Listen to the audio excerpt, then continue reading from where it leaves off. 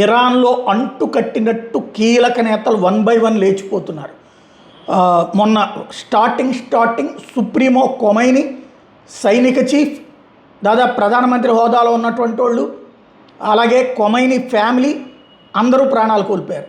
మొక్తజా ఖొమైనీ రెండో కొడుకు కూడా తీవ్రంగా గాయపడి స్టిల్ నౌ ఏ హాస్పిటల్లో ఉన్నాడో తెలియదు, బయటికి అపీరెన్స్ లేని పరిస్థితి, బ్రతుకున్నాడని చెప్పడం వరకే జరుగుతుంది.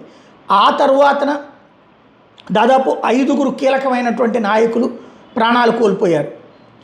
ఏదైతే మొన్న లరిజానీ దగ్గర నుంచి, సులేమానా దగ్గర నుంచి, కత్నాక్ దగ్గర నుంచి వరుసపెట్టి ఎవడు కీ పొజిషన్లోకి వస్తున్నాడో వాళ్ళందరినీ లేపడేస్తుంది ఇజ్రాయెల్.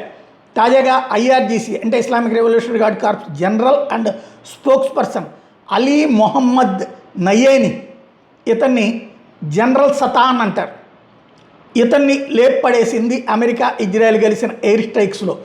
ఇతన్ని జనరల్ సతాన్ అని ఎందుకంటారంటే వేలాది మంది ప్రాణాలు ఊచకోత కోసినటువంటి దరిద్రుడు అనమాట. ఇరానియన్ ప్రొటెస్టర్ల మీద ప్రాణాలు తీసినటువంటి వాళ్ళల్లో సులేమానీ తర్వాత ఇతనే కీలకమైనటువంటి వ్యక్తి. ఇతన్ని ఇప్పుడు లేపడేసింది. కరెక్ట్గా వెళ్తూ ఉండగా జరిగినటువంటి ఎయిర్ స్ట్రైక్లో జరిగినటువంటి అటాక్లో పోయాడన్నటువంటి విషయం ఇప్పుడు తాజాగా తేలుతోంది.